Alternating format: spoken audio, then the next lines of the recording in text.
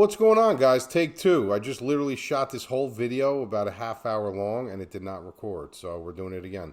We're not in the studio today. We are actually in my new place. I just moved like 2 days ago, so I've been busy doing that. As you can see, it's bare bones behind me. I didn't even unpack yet, but next week everything will be back to normalcy. We'll be back in the studio for UFC 290 International Fight Week. Anthony will be back from New Jersey as well, so the band will be back together. But for tonight, it's you and me on a Wednesday night? Yeah, Wednesday night. On a Wednesday night, talking fights. Before we get started, I do want to bring up something a little bit serious. Chris Lencioni, a fighter in Bellator, had a cardiac arrest during training a little bit ago. I think he was in a coma. I think he came out of the coma, but he's really not in good shape. He doesn't really have any kind of use of his motor functions. They need to do everything for him. So let's just keep him in our prayers. Let's keep his family in our prayers. I do want to point out that we do love combat sports. We watch these guys from afar, but they do go home to families. They do go home to wives. They do go home to husbands and children and lives, just like we have. So let's not forget about that. You know, just because they're not in a cage, let's not forget about them. They give us the full-fledged entertainment. Let's give them the respect. Let's, join as a community and really support the fighters outside of the cage. And this is a perfect example to do so. Chris Lencioni fights for Bellator, had an unfortunate situation, something that's probably going to affect his life for the rest of his life. So let's please just keep him in our hearts, keep him in our prayers, and let's hope for the best possible and the speediest possible recovery that he can have. On a positive note, last week we had a really, really good week. Those of you that tuned in last week, you obviously were on the right side of David Onama when a lot of people weren't. I tried to discuss with you guys in here that you will get major shifts in dynamics with where people are going. It seems that there's a trend going on where a couple people start picking one person and everybody kind of flocks that way without doing their homework or just buying into philosophies and buying into narratives and stuff like that. And that's something that we do not do. I don't really go onto the outsources and I don't follow and listen, and I do my own homework. I don't even look at Vegas lines until I'm done breaking down the fights. And I've always done that. I've done that, this process for over a decade, and it's worked for me. We're not here to make friends. We're here to make money. We're here to have fun. We're here to learn. I learn every single week. But this is one trend that I have been seeing, and the David Onama situation was absolutely one of them. This is a guy who fought Nate Landwehr. He had a war with him. He ended up losing that fight by a very close margin. It was like fight of the night, and everybody just kind of jumped off him. And that was it, just to be forgotten. Another situation, this is something that I didn't give out on the show, but I did give it out to our subscribers. Helped everybody from a DraftKings perspective or a wagering perspective. The Trevor Peek fight, I said to everybody in there that he's not a good fighter. Trevor Peek is just not a good fighter. This is a guy you want next to you in a bar brawl. You want him in a street fight. This is a guy you want next to you. He's got brass balls. He's tough. He's durable. He's going to fight for your money, but he's going to face somebody who has a little bit of skill, and he's going to lose. You don't get by in the UFC on the skill set that Trevor Peek has. But it was Trevor Peek fight week. Everybody wanted Trevor Peek. We went the opposite way. We ended up, hitting that one too. That's why you guys go to the MadLabMMA.com if you guys want full breakdowns, full predictions. If you guys play daily fantasy sports and you want those, if we got full wagers, we have private live stream before the fight. We have a private podcast. We do a private Discord, which we're firing off live bets the whole night. We have a really good community, really tight community. Everybody's in there, has been in there for a while. We all get along, and it's just a really, really good time. There's nothing else you need from MMA to boxing other than the MadLabMMA.com. So definitely come and give us a try. And if you do, I hope you like it. Also, please like, comment, and subscribe to the video. If you subscribe and you like and you comment, obviously it helps our algo a lot. We're trying to push this page a little bit. It's fairly new, but we're trying to, get a little bit more into the media end of things. So I would appreciate that if you do that. All right, let's get into this card. This is actually an interesting card. Usually before international fight weeks, you have kind of a lull. You know what I mean? They're setting up for 290. So it's kind of a little taste, a little hors d'oeuvre before. But the one thing I did notice about this card is it's kind of interesting why they're putting this main event on. It's a very, very interesting main event, Sean Strickland and Magomedov. And you got to ask yourself this question: what is giving them the reasonings for giving him this fight? Now, I don't care if it was a premeditated fight. I don't care if it was a 2-week notice, a 4-week. I don't care what it was. There's other fish in the pond that kind of could have took this spot, but they gave it to him off one fight in the UFC against Stoltzfus, who is a good fighter. Don't get me wrong, he is a good fighter, and he did have a nasty finish against him, in under a minute. But at the end of the day, is that enough to really give him a main event spot against Sean Strickland? Sean Strickland, the last 5 fights, he's been into 5 rounds 4 times. Like, this dude has been there. He's fought so many guys. Magomedov is a good matchup for him, but does he really deserve to be in this spot? That's the question. I'm not questioning his skill set. I'm not questioning if he can keep up or even beat Sean Strickland. I'm questioning why. Like, why him? Why does he get this spot? Doesn't make sense. It's a very dangerous fight for Sean Strickland. You got to give him credit for actually taking this fight because he has everything to lose. Magomedov has nothing to lose here. Strickland has everything to lose. If you look at Magomedov, he's got a very good right hand. He applies good pressure. He's got decent volume. He's got decent grappling. He's a good fighter. The guy is a good fighter. He's going to be a little bit taller, a little bit longer. He fights out, I believe, out of Germany, but he's from Dagestan, and he's a very, very a dark horse type of a fighter. He's the best way I could fight. This is a guy who, you don't really know much about, but he can come in and spoil the party. How many times have we seen in the UFC where these guys come out of nowhere? They got decent records. They got a decent skill set. You're watching them on tape. You're like, you know what? Yeah, he's pretty good. And then he comes in and he runs roughshod over somebody. This is a situation that can happen. And, you got to give Sean Strickland credit for taking this fight. It's just I don't see where I can give Magomedov the edge here. I mean, it's kind of a mystique that you would be picking if you picked him, right? You're picking the mystique of Magomedov. You're picking the mystique of the Stoltzfus fight. Like, this guy's nasty. If you watch his fight against Saddam Hussein, when they fought, it went 3 rounds. He was completely gassed to the gills. He's never been 5 rounds. When I tell you gassed to the gills to when the fight was over, he was laying on his back, gasping for air. So it's like, that's a sign right there. All right, this dude's never been 5 rounds. Like, what happens if this fight goes to the 3rd round, gets out of the 3rd round? Now he's got a 4th and 5th round. Technically, now you're fighting a fight in 3 quarters. Can he last? We know Sean Strickland can. This is a guy who holds a steady state. He keeps pushing forward. He keeps, pushing a pace. His volume is very different. Like, it doesn't look like he's throwing a lot of volume during a fight, but then when you look at his numbers, you're like, holy shit, like, he threw that many punches. He's got Sean Strickland's a very tricky guy to fight because when you watch him on film, it looks like you could lay an easy blueprint out for him, but you can't. You can't. It looks very easy. It looks very basic and very rudimentary. And even his, distorted Philly shell looks like very easy to penetrate. Like, you can draw up a good game plan for him, but then when you get in there, you think it's not that easy. You know what I mean? So I just think the experience, I think the problems that Strickland presents, I don't think Magomedov's going to be able to really adjust and find these openings.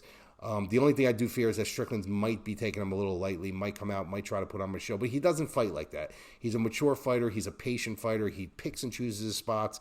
He's not just going to let his hands go. He's not going to enter a pocket of chaos. There's nothing about Sean Strickland's game that ever indicates that. When he sees a finish, he goes and he gets it, but he waits for it. He lets it to come to him. So it's just a fight where, if you're picking Magomedov, you're kind of picking him in hopes that he's this guy. When you know what you're getting from Sean Strickland. You know exactly what you're getting from him. You're getting a guy who's got 5-round cardio, who's been there a bunch of times. He's fought top-level competition. He's got a lot of UFC cage time experience. He's got very good stand-up, very good volume. We don't know much about what this guy's going to serve in the 4th and 5th round that gets there. It's blind. You have no idea. He's never been there. So to pick him is kind of just like you're throwing a stone in a pond, so I can't. So I'm going to go Sean Strickland. I'm either going to go Sean Strickland by decision or Sean Strickland by 4th or 5th round finish. All right, next fight. Interesting fight. Demiraz Magomedov versus Grant Dawson. This is a really, really fun fight. And it's interesting. Both of these guys are very good fighters, very well-rounded. Well, Ismagulov is very well-rounded. And I'm really intrigued to see who gets the leg up in this one. The thing with Ismagulov is if you look at his resume and you look at Grant Dawson's style, it can kind of sway you a little bit in Grant Dawson's favor. And you're looking at the Tsarkuian fight in the last fight where Ismagulov was taken down 7 times. The question you got to ask yourself, though, in situations like that, where you're like, okay, well, hold on a second, he was taken down 7 times. That's not good. A guy in Grant Dawson who likes to grapple, he's a switch fighter. This is a guy who looks for submissions. Like, this is Dawson's fight to win. You got to remember that if Ismagulov is the type of guy that accepts position, he's going to be taken down 1 to 2 to 3 times. He's not going to be taken down 7 times. This is a guy who's got a 76 to 77% takedown defense. He does have a very good takedown defense. But when you're always committing, eventually you're going to get him down. You're going to get anybody down. But the fact of the matter is, if he was taken down 7 times against Sarkun, it means he's getting up. He's getting up. So that's not a terrible sign. I mean, in DraftKings, and obviously it's a great sign for somebody like Dawson that if he can get 7, 8, 9 takedowns, then fantastic. But Ismagulov's takedown defense is a lot better than that number shows, and his striking is also a lot better. You know what I mean? So I look at Ismagulov as the much more well-rounded fighter in this situation, and obviously Dawson has been doing his thing. He finds ways to win. He's a very good grappler. He's a black belt Brazilian Jiu-Jitsu under James Krause. It's James Krause's protege. That's also a problem because this is a guy who kind of groomed himself at Glory MMA. This is a guy who understands their methodology, follows their methods, has his set training partners. They blueprint together. They do so many things together. Now he don't have that no more.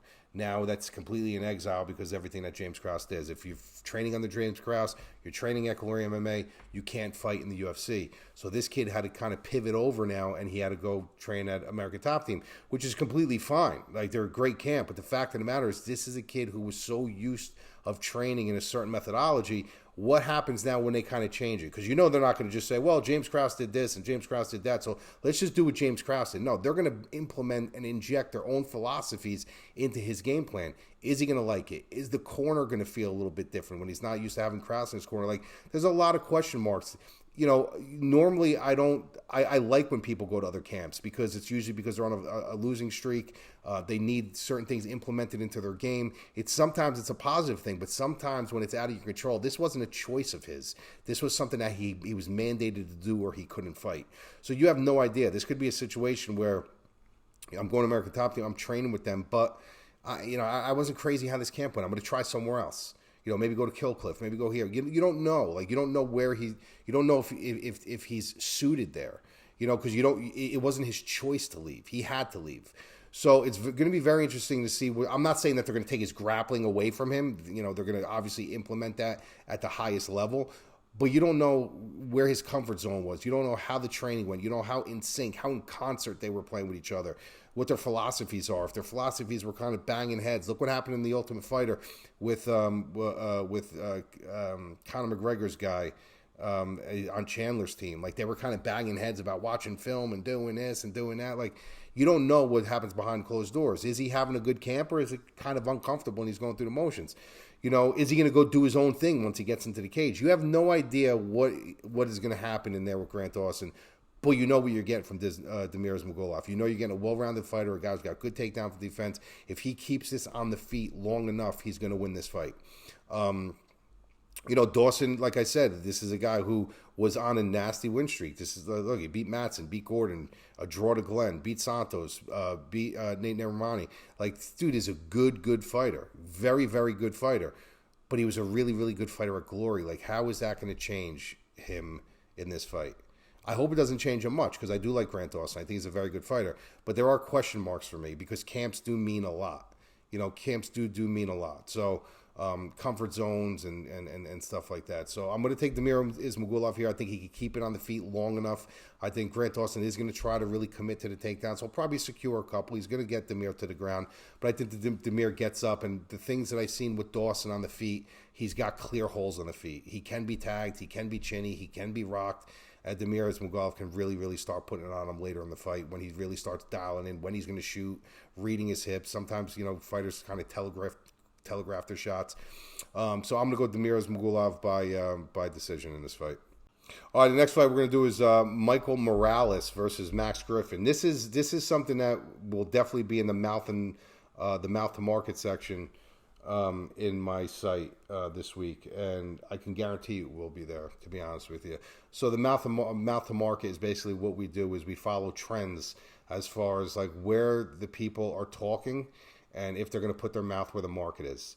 You know, if the market is trending one way to a certain fighter from a DraftKings perspective, is their mouth actually meeting the market?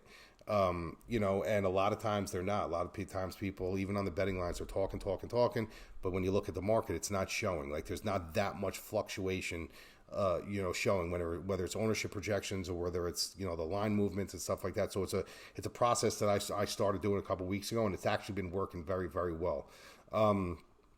And this is a fight I can actually see using the mouth of market with, because everybody I see like loves Max Griffin in this fight. And I really don't get why. Like, I really don't get why. Max Griffin is a guy that came in. He did have talent. You know, he is a good fighter, but he is a gatekeeper. This fight proves that he has officially moved into gatekeeper category. You know, how many times is a business going to continuously say, you know, produce, then you produce for a couple days and then you don't produce. Then you produce for a couple days and you don't produce. There's two fighters on this card like that, him and Ariane Lipsky, and they're both kind of teetering their way back and forth. Their back is against the wall and they get their back off the wall. Their back against the wall, they get their back off the wall. You know, so like he entered a zone where he's a very good fighter, but he's never going to be like a top guy. He's never going to be a top guy. So where do you put him at this point? You put him as a very tough gatekeeper, a measuring stick for these younger guys like Michael Morales, who's 14-0. You know, Michael Morales is a guy that I see a lot of holes in his game, especially in his striking. He keeps his head on the center line. He can be cracked, especially in the Trevin Giles fight where he got put on his ass. He wasn't really paying attention. He can be backed up. But the kid finds ways to win. That's what I like about this kid. He finds ways to win. For all his rawness and all the mistakes that he does make at a young 24 years old, he finds ways to win. You know, he's got 3 fights in the UFC and he's won all 3 of them.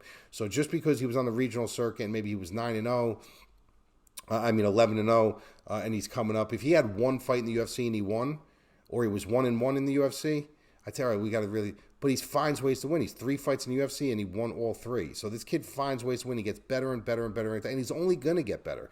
We've seen the best Max Griffin. We know what Max Griffin is. This is a Jekyll and Hyde guy who comes in, and some nights he looks fantastic. He looks like he could be a top, 10, top 15 guy, and then some nights he looks like he's garbage. He doesn't even belong on the roster.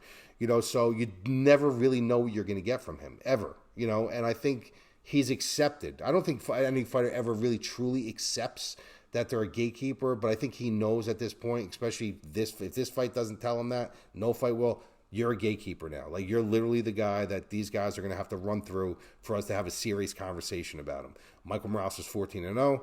He looks good. He's young. He's very raw. He's winning fights, but now we're going to put him against somebody to see if he gets by Max Griffin. If he gets by Max Griffin, then Dana White, all these guys can sit at the table and they can start having conversations. Right now, they can't justify a conversation for this kid. They still don't even know where he's at. I don't know where he's at. They know he's raw. They know he's talented. They know he has holes, but he's getting better every fight. And this is a fight that if he wins, the UFC will start having a little bit more conversations about him to give him a couple levels up in competition. As far as Max Griffin, he wins the fight. He's still Max Griffin. He's still going to be in the same spot he always was. And then they just lose a rung with a possible decent prospect in Michael Morales. So the UFC part of the business wants Michael Morales to win this fight. They want him to get by this measuring stick. They want to have something to talk about. They can't do it unless he beats Max Griffin. So I'm going to go Michael Morales here. I'm going to say Michael Morales by decision. But like I said, this is a very tough fight for him.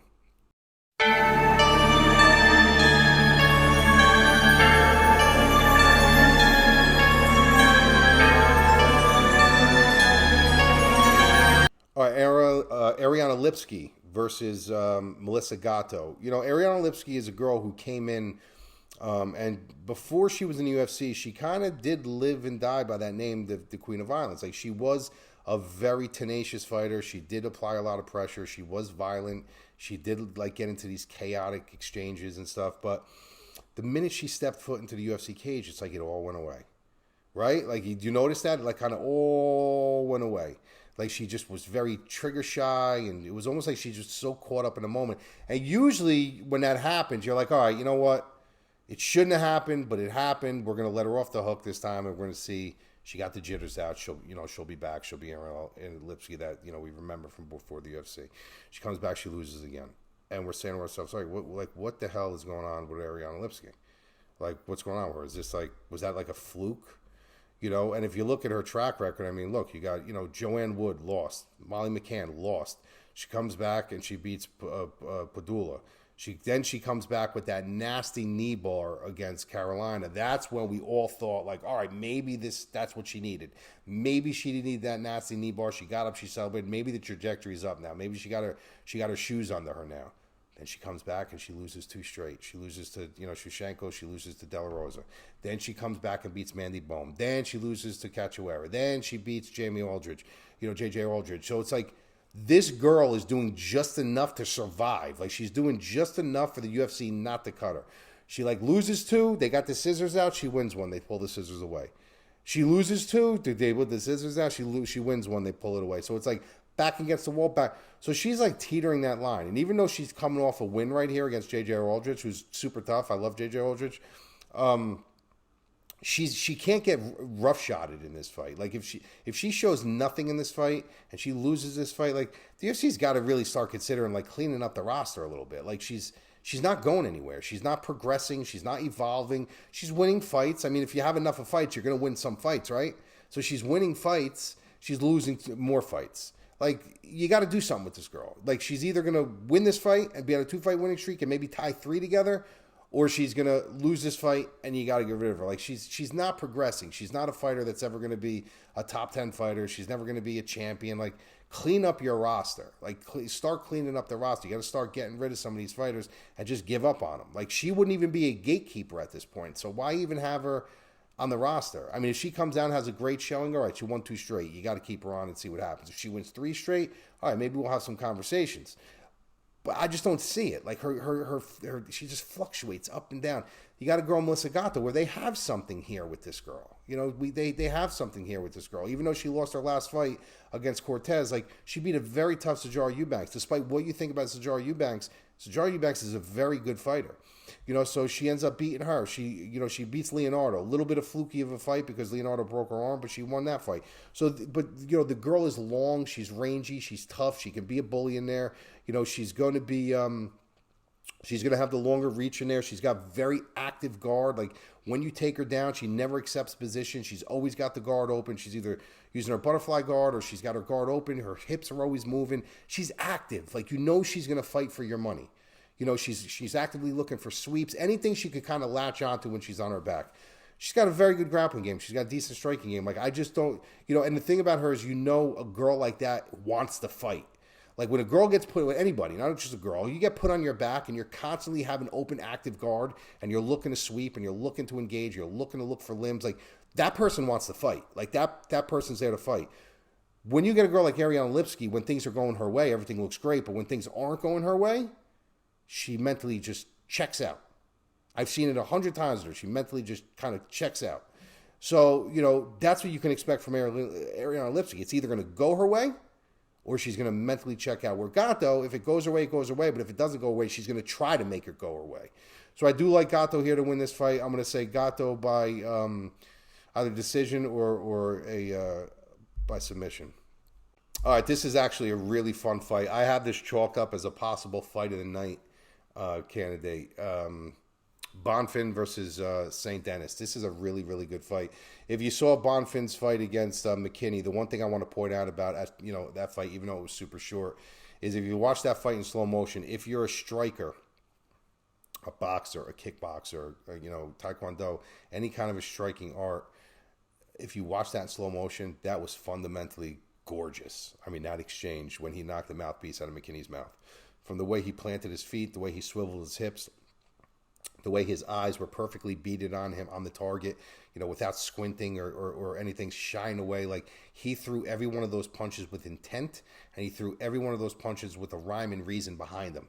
And you don't see that a lot. Like, especially if, strikers will kind of notice these things, but if you're just watching a fight, it just looks like they're throwing their hands. But if you watch that in slow motion and you see the way he literally puts his bead on that target and he doesn't take his eyes off. Even when McKinney tries to fire back, those eyes are open. He's on a mission to find that chin. And he did.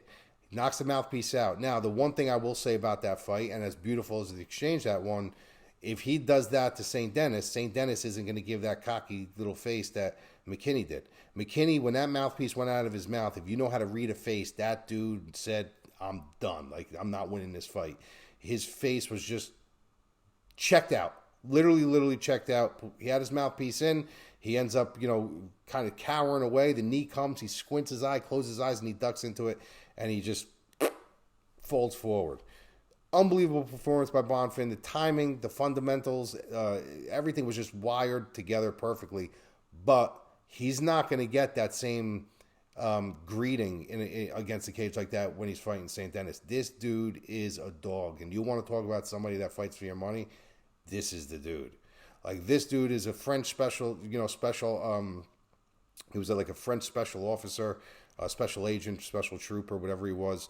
And the fight that really turned me on to him was the fight against Dos Santos. Now, that fight should have been stopped 3 to 4 times. I would say 4 times that fight should have been stopped.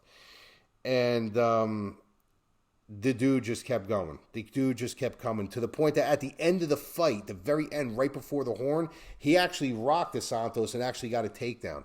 But that fight should have been stopped about 3 or 4 times. I'm not even, if you don't believe me, if I'm lying, I'm dying. Go watch it. Cormier was screaming for a stop. Felder was screaming for a stop. The fans were screaming for a stop. Twitter was, and I very rarely scream for a stop. And I was like, dude, stop this fight. Stop it. This ref wanted to see somebody die that night. Either he wanted to see somebody die or he had money on St. Dennis because he gave that dude every opportunity to fight. But at the end of the day, this dude did not quit. He just kept marching forward, And then let me tell you something. Dos Santos can crack. If you guys didn't watch the fight with Dos Santos and Lyman Good, watch that fight. You want to talk about 2 guys that were literally cracking? That dude can crack. So this is a dude who stood in the pocket with Dos Santos for 3 rounds. Mind you, he was getting bludgeoned in that 3rd round. But, just to see this guy march forward. Now, I have all the respect in the world for Bonfim. I think Bonfim's a good fighter. Like I said, I just got done ranting and raving about his technical striking ability. But can he deal with that kind of chaos if it happens? We don't know. We haven't seen him in that kind of a chaos. We haven't seen him deal with that kind of adversity. What would he have done in that fight against Dos Santos? Would he have been that same guy? Would he have been St. Dennis? Would he have withstanded that? Or would he have folded? We really don't know. We know that this dude won't fold. The only problem with this guy for me right now is in the longevity of your career, you can have a certain amount of wars that will take a toll on you. Right? And they just do. It's just the nature of the beast. It's the nature of the human anatomy, the biology, and everything. You have axons in your brain, and after a while, when those things start shaving down, it's almost like the sheathings of wires, right? I got something in my eye. The sheathings of wires, the rubber around the wire. If you take a butter knife and you go like this and you go like this, that wire is a protection around so it doesn't short circuit. No water can get in there. But if you take a knife and you visualize that as a punch, and every time you go up and down, that's another punch, another kick, another punch, another kick. Once that wire starts to fray, that wire starts short circuiting. So your durability goes down, your reaction times go down, the spark plug isn't firing on all cylinders at that point. But that happens in time. This is a situation where this fight should have been stopped about 4 times. The referee's job is in there to save the fighter from himself. He did not do that. That dude could have left a piece of himself in the cage that night because that was a brutal, brutal war. That was like on the level of Cachoeira and Shevchenko. Like maybe not that bad, but it was up there. Like that was a fight that should have 1,000% been stopped. 1,000%. So you got to wonder, did he leave a piece of himself in the cage that night? Is he going to be the same guy coming back? So there's a lot of question marks around this fight, but this fight is definitely a fight that is completely off on the Vegas lines. I mean, completely off. I have no idea how this line is so inflated. Like, I have this fight. I do believe that Bonfim should be the favorite in this fight. I think he deserves to be the favorite. But when you look at the grappling of St. Dennis that a lot of people aren't taking into account, if you look at the durability, what he's been through, just the type of person he is. I'm sorry, I keep fucking itching my eye. Just the type of person he is with his achievements in the military and stuff like that. It's like, this dude is here to fight.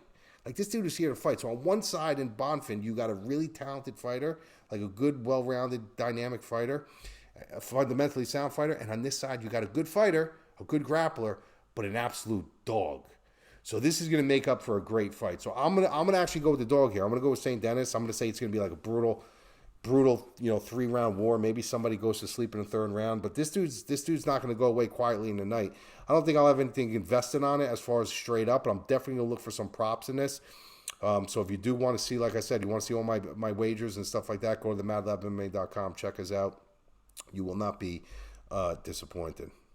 All right, y'all. So that concludes the main card for this fight. I do hope you go to the MadLabMMA.com, subscribe over there. Also, if you do not subscribe, at least join the email list. We give you guys free emails, updates on what we're doing, events that are coming up, boxing, whatever. We give you some free nuggets and stuff like that. So at least put your name on the email list. Also, please like, comment, subscribe to the channel. It helps us out.